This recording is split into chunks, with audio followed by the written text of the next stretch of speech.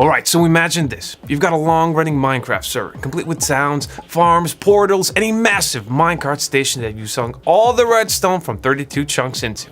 And then, just when you and your friends are in the middle of farming nether stars, you're all kicked out. When you manage to log back in the next morning, your world's gone, replaced by lava casts as far as the eye can see, and a single sign in the front of the spawn that says, "Get good, noobs." Yeah, that doesn't sound like a good time at all. So, today, let me share 9 tips on how you can protect your Minecraft server from such horror scenarios and make sure that nothing like that ever happens to you. Alright, let's get into it. Alright, so first up, you've got to protect your server from distributed denial of service attacks, or DDoS attacks for short, which are basically floods of fake traffic that try to overload your server, causing insane lag or even full-on crashes. All of the hosting providers that are worth their salt, including Hostinger of course, offers DDoS protection that filters out such garbage traffic before it even touches your server. So, double back to your hosting provider's website or support and make sure DDoS protection is included and enabled. And if that's not the case, well, consider switching to Hostinger maybe. Yeah, that's right, Hostinger might just be the best environment for your Minecraft server, especially if you want it to be fast, secure, and lag-free. Forget cryptic interfaces, annoying setups, and shared IP addresses. Our hPanel makes managing your Minecraft server super easy. Want to set up a firewall that filters traffic before it reaches your server? Just go for it. And if you're worried about losing your progress, we've got automated weekly backups at no extra charge. If that sounds good, click the link in the description for a limited time Black Friday deal on Minecraft server hosting. But wait, there's more!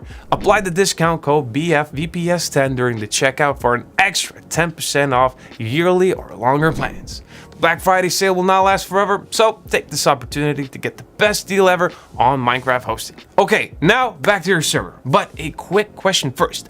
When you were setting up your server, did you share its raw IP with your players? Or, heavens forbid, maybe you posted the address somewhere public?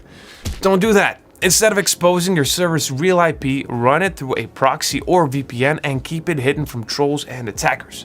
This way, when players join, they'll be connecting to the proxy server that will route them to your server. Services like TCP Shield or Cloudflare Spectrum are perfect for this. They let you keep things secure and smooth. Oh, and I don't recommend using free proxies or VPNs. Them being real slow might be the least of your worries. Okay, so tip number 3 is to set up rate limiting for your Minecraft server. This is all about stopping spammy requests before they bog down their server.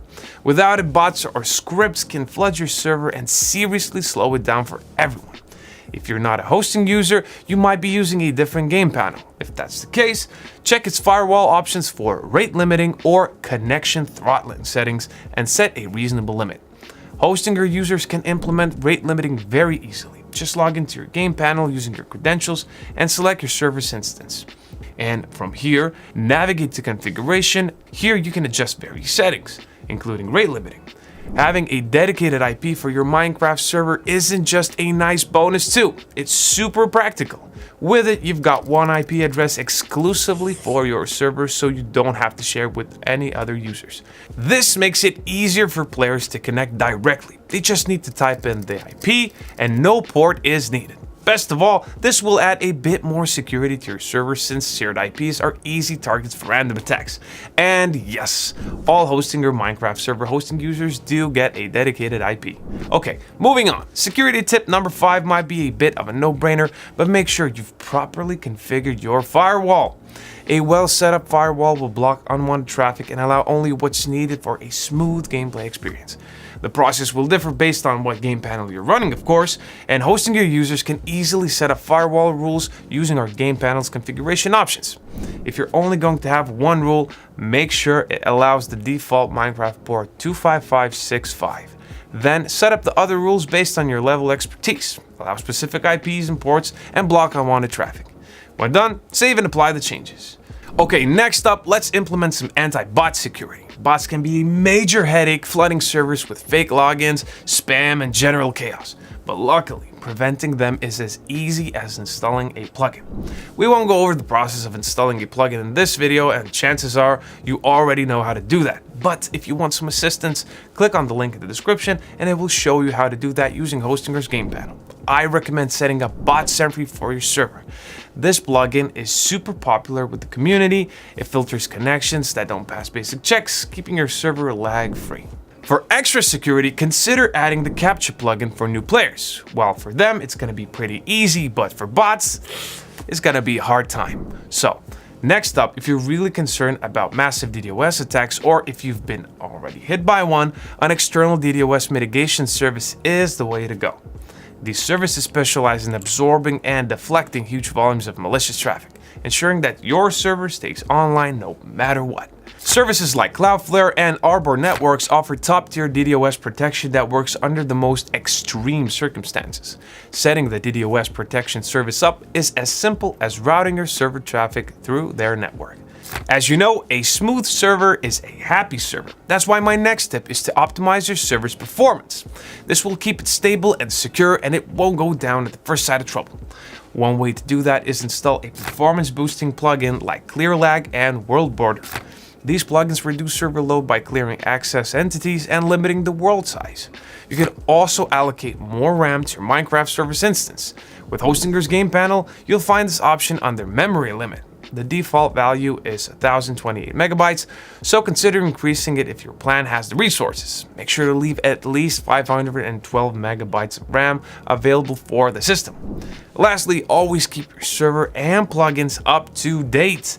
New versions often come with performance and security patches, and you really don't want to miss them. Okay, and this brings me to my final tip today. Make sure you enable SYN cookies. A SYN flood attack is a very sneaky attempt at disrupting your server with bogus traffic.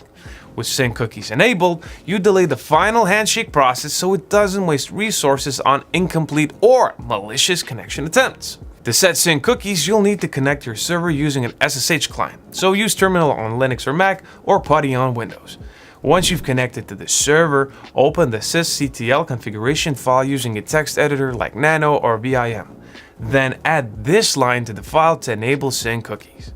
Okay, now press Ctrl and O to save the changes and Ctrl X to exit the text editor. All there's left to do is apply the changes, so run this command to do so.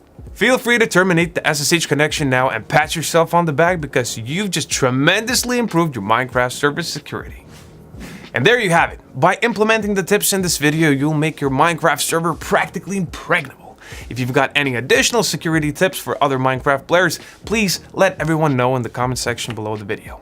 If you found this video helpful, leave us a like and consider subscribing to our channel for more helpful videos like this one in the future. Thank you for watching, and I'll see you in the next video.